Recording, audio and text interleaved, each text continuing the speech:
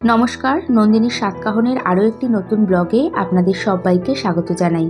আশা করি যে যেখান থেকে আমার ভিডিওটি দেখছেন সবাই সুস্থ এবং ভালো আছেন। এখন সকাল 6টা বাজে আর আজকে 6টা থেকে ভিডিও শুরু করছি। অনেকে হয়তো ভাবছেন এত সকালে সাজগোজ করে কোথায় যাচ্ছি। না, কোথাও যাচ্ছি না, সবেমাত্র স্নান করে উঠলাম। এই গরমে প্রতিদিন ঘুম থেকে উঠে বাসি ঘর ঝাড় দিয়ে দুয়ারে জলের ছিটে দেওয়ার পর ড্রেস চেঞ্জ করার সময় একেবারে স্নানটাও করে নিই, তারপর পুজোটাও কমপ্লিট করি। এই তো স্নান করে একটু টোনার ময়শ্চারাইজার মেখে সিঁদুরটাও পরে নিচ্ছি। আর এখানে দাঁড়িয়েই মানে এই ডাইনিং রুমেই সকালবেলা চুল আঁচড়ানো এইসব করতে হয়। এত সকালে মেয়ে হাজবেন্ড দুজনেই ঘুমাচ্ছে, মানে দু ঘরেই এখন আমার নো এন্ট্রি। যাই হোক, পুজোটা কমপ্লিট করে ঘরের কাজ শুরু করব। যে কোনো অভ্যাস একবার নিজের মধ্যে রপ্ত করতে পারলে তার ভালো প্রভাব কিন্তু ঠিক বোঝা যায়। যেমন আমার এই সকালে স্নান করার অভ্যাসটা, সত্যি আপনাদের বলে বোঝাতে পারবো না। এই স্নান করা আমাকে ভীষণ এনার্জেটিক রাখে। যত রাতে শুই না কেন, সকালে উঠতেই হয়, মাঝে মাঝে ঘুম পায়, ঝিমঝিম লাগে। তবে স্নান করলে আমি বুঝি না কোথা থেকে এত এনার্জি পাই, এত ফ্রেশ লাগে। যারা সকালে স্নান করেন তারা বিষয়টা ভালোভাবে ফিল করবেন। তবে শীতকালে আর করতে পারি না। এদিকে রিতার রোজ নামচা থেকে লিখেছে, দিদি আপনি রাতে কখন ঘুমাতে যান? তো আমি ম্যাক্সিমাম দিন রাত 11টার মধ্যে ঘুমিয়ে পড়ি, আবার মাঝে মাঝে আগেও হয়। এদিকে অনেকটা কাজ করে গাছগুলো একটু ভালো করে জল স্প্রে করে দিয়েছি। যা গরম, গাছগুলো মনে হচ্ছে ঝিমিয়ে পড়ছে। কড়া রোদে সেভাবে দিই না, আর চেষ্টা করি যে দিনে 2বার করে জল স্প্রে করতে। এদিকে দেখতেই পাচ্ছেন চাবি রাখার স্ট্যান্ডটা কী পরিমাণে ধুলো পড়েছে। আমি শুধু ভাবছি যে 3 দিনে এত ধুলো পড়েছে। যাই হোক, ভালো করে পরিষ্কার করে নিলাম। আমার ঘরের এই জায়গাটা আমার ভীষণ প্রিয়। বলতে পারেন রাধাকৃষ্ণের এই শোপিসটার জন্যই আমাকে এই জায়গাটা এতটা অ্যাট্রাক্ট করে। এখন হাজবেন্ড মেয়ে দুজনেই ঘুম থেকে উঠে গেছে। আগে ঝটপট করে বিছানাটা গুছিয়ে নিই। ঘুম থেকে ওঠার সাথে সাথেই বিছানা গুছিয়ে পরিষ্কার পরিচ্ছন্ন করে নিই। অনেক সময় হয়তো অন্য কোনো কাজ করছি, সত্যি কথা বলতে যদি সম্ভব হয় সেটা পরে করি, আগে বিছানাটা গুছিয়ে নিই। এই অভ্যাসটা আমার বহুদিনের বলতে পারেন। কি বলুন তো, একটা সময় আমার এতগুলো ঘর ছিল না, যা ছিল সেটাকেই গুছিয়ে এতটা পরিপাটি করে রাখতাম যে কেউ বলতো যে তোমার ঘর সত্যিই গোছানো পরিষ্কার পরিচ্ছন্ন। সব সময়ই আমার একটা সাজানো গোছানো সংসারের শখ ছিল। প্রতিটা মেয়েরই যতই শ্বশুরবাড়ি বাপের বাড়ি থাকুক না কেন, তাও সে তার নিজের বাড়ি করতে চায় বা নিজের বাড়ির স্বপ্ন দেখে। সেটা তার হাজবেন্ডও তৈরি করতে পারে বা নিজের ইনকামেও করতে পারে। মোট কথা, নিজের সংসারের স্বপ্ন দেখে না এমন মেয়ে খুঁজে পাওয়া খুব মুশকিল। আপনারাই বলুন, কথাটা কি ঠিক বললাম না ভুল বললাম? যাই হোক, তারপর সে তার সাধ্যমতো গুছিয়ে নেয়। এদিকে রিঙ্কু নাথের কমেন্টসটা পড়ে আমার ভীষণ খারাপ লেগেছে। আমাকে লিখেছে, একটা বাড়ি, পরের চাকরি, সব দরকারি জিনিস একটা মানুষের লাইফে আর কি লাগে? তুমি তোমার চাহিদা যে কম না, এত বড়াই করে বলার কিচ্ছু নেই। কত মানুষ না খেয়ে থাকে জানা আছে কি? যত সব নাটক। তো প্রথমেই বলি, সময় নষ্ট করে আমার ভিডিও দেখার জন্য আর এত সুন্দর ভাষা প্রয়োগ করে কমেন্টস করার জন্য ধন্যবাদ। সোশ্যাল মিডিয়াতে আমি যেরকম ভিডিও বানাতে পারি, আপনিও সেরকম কমেন্টস করতেই পারেন। তো লিখেছেন, একটা বাড়ি, বরের চাকরি, সব দরকারি জিনিস একটা মানুষের লাইফে আর কি লাগে? শান্তি লাগে। বাড়ি চাকরি হলেই সব হয় না, সব থেকে বেশি প্রয়োজন মানুষের সুখ আর শান্তি, যেটা ঠাকুরের আশীর্বাদে আমার আছে। আর দরকার হয় পরিবারের লোকদের মুখের হাসি। আর একটা মানুষ ভালো করে একটা মানুষকে জাজ না করে হঠাৎ করে একদিন ভিডিও দেখে তার সম্বন্ধে কিছু বলা কি সত্যি শোভনীয়? আপনিই বলুন। বর্তমানে এই ট্রেন্ডিং যুগে মানুষের চাহিদাটা বা মানুষের দেখনদারিটা খুব বেশি। নামি দামি ফার্নিচার, সাজ পোশাক, গয়নাগাটি সোশ্যাল মিডিয়াতে দেখে অন্যের সাথে তাল মিলিয়ে কেনাকাটা, ঘুরতে যাওয়া সবই হচ্ছে। আমার বন্ধুদের বলছি, আমি কিন্তু পার্সোনালি কাউকে হার্ট করে কথাগুলো বলছি না। যাই হোক, কিন্তু বুঝতে হবে হাজবেন্ডের ইনকাম কত, সে চালাতে পারবে কি না, তার ওপর কতটা প্রেশার পড়ছে। যারা পারছে তাদের কথা আলাদা। তাই সেই হিসেবে আমি বলেছিলাম যে চাহিদা কম রাখলে পরে আমার আপনার সবার পক্ষেই ভালো, সংসারে সুখ থাকে। ঠাকুরের আশীর্বাদে আমার সব আছে। ঠাকুর চাইলে আশা করি আরও কিছু করতে পারবো। তবে যারা আমায় পার্সোনালি চেনে, আমার পরিবারের লোকজন ছাড়াও বন্ধু বান্ধব, এরা জানে আমার চাহিদা খুব বেশি না, আমি অল্পতেই খুশি। একটা জিনিস কেনার আগে আমি 5 দিন ভাবি না, 5 মাস ভাবি। আর আমার হাজবেন্ডও বলতে পারবে না তাকে প্রেশার দিয়ে আজ পর্যন্ত একটা দামি শাড়িও কিনেছি, বরঞ্চ সে বলে আমিই কিনি না। আমার হাজবেন্ডের ইনকাম অনুযায়ী আমার চাহিদা কম না বেশি সেটা অবশ্যই আমি জানি। তাছাড়া যারা আমার ভিডিও দেখে তারা অকারণে আমার ভিডিও দেখবে? ভিডিও দেখে যদি কোনো উপকার না হয়, সাংসারিক কোনো টিপস না পায়, তাহলে লাভটা কোথায় বলুন? আমি যেমন পজিটিভ থাকতে ভালোবাসি, ভিডিওতেও সেরকম পজিটিভ কথা বলি। কারণ বর্তমান যুগে মানুষের এত ডিপ্রেশন, মানুষ পজিটিভ ভাবতেই ভুলে গেছে। তাই বিভিন্ন কথা শেয়ার করি। এতে আমি আমার কোনো কিছুই বড়াই করিনি। আর সাধারণ মধ্যবিত্ত ফ্যামিলিতে বড়াই করার মতো আছেইটা কি? আর আপনি লিখেছেন কত মানুষ না খেয়ে থাকে, জানা আছে কি? যত সব নাটক।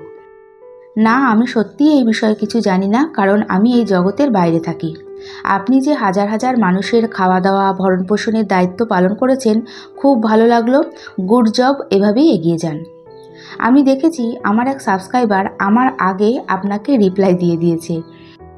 আপনি আরও অ্যাডভাইস দিয়েছেন বাংলার মানুষেরা একটু বেশি ন্যাকাষষ্ঠী হয়, ভিডিও ঠিকঠাক হয়, একটু স্ট্যান্ডার্ড মেনশন করো, নেগেটিভ কমেন্টসকে যাতে পজিটিভ করতে পারো সেই চেষ্টাই করুন। সাধারণত নেগেটিভ কমেন্টসের রিপ্লাই আমি দিই না বলবো না, ওই মন সায় দেয় না, ভালো লাগে না। তবে আমার সাথে তো আমার বন্ধু বান্ধব, সমস্ত ইউটিউবার, ব্লগার, বাংলার সমস্ত মানুষকে টানলেন। সত্যি বুঝতে পারছি না আপনার প্রবলেমটা কোথায়। আপনি কি কোনো স্পেশাল অ্যাটেনশন নেওয়ার চেষ্টা করছেন? যাই হোক, আমার ভিডিও দেখতে আপনার প্রবলেম নাকি বাংলার মানুষকে নিয়ে প্রবলেম বুঝতে পারলাম না। বাংলার মানুষ আপনাকে কি করলো সম্ভব হলে জানাবেন। ভালো থাকবেন, আর প্লিজ এরকম মেলিভোলেন্ট মানসিকতা রাখবেন না। আমার প্রিয় বন্ধুবান্ধব, ভিউয়ার্স যারা এতক্ষণ পর্যন্ত আমার ভিডিওটি দেখেছেন তারা অবশ্যই সব শুনেছেন। যাই হোক, আমি আজকে একটা কমেন্টস পড়তেই কমেন্টসে রিপ্লাই দিতেই অনেকটা কাজ করে নিয়েছি। ইচ্ছে হলে আগের দিনের ভিডিওতে গিয়ে কমেন্টসগুলো খেয়াল করুন, আমি কি কোনো ভুল বলেছি নাকি। সত্যি বলছি, ভীষণ খারাপ লাগছে। আমার সাথে আমার ভিউয়ার্স বাংলার ছোট বড় সমস্ত ব্লগার, বাংলার সমস্ত মানুষকে নিয়ে বলেছে। এর রিপ্লাই না দিয়ে থাকা যায় বলুন, নাকি থাকা উচিত? যাই হোক, সব কিছু মিলিয়ে ভিডিওর কোথাও যদি আমার কথা বা কাজ এতটুকু ভালো লেগে থাকে তাহলে একটা ছোট্ট লাইক করে দিতে ভুলবেন না। আর কমেন্টসের মাধ্যমে আপনার মতামত জানিয়ে চ্যানেলটি সাবস্ক্রাইব করেও রাখতে পারেন। কাজগুলো যদি আপনি অলরেডি করে থাকেন তাহলে আপনাকে জানাই অসংখ্য ধন্যবাদ। এখন এই যে ট্যাংরা মাছ ভেজে নেব, তারপরে মাছের ঝোলটাও করে নেব।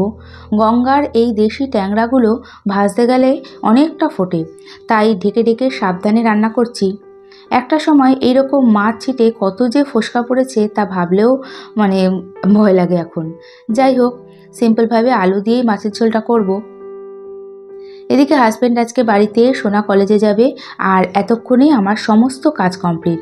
ঘর গোছানো, ঘর ঝাড়মোছ করা, বাজার গোছানো, সব। সত্যি বলতে হাঁপিয়ে গেছি। তবে একটা ভীষণ হেলদি ব্রেকফাস্ট করেছি। তার মধ্যে ছিল দুধ, ওটস, চিয়া সিড, খেজুর। ফ্রিজ থেকে বের করে ঠান্ডা ঠান্ডা খেয়েছি তো দারুণ লেগেছে খেতে। এই তো ঝটপট করে মাছের ঝোলটাও রান্না করছি, ভাতটাও দিয়ে দেবো এখন হাজব্যান্ডকে।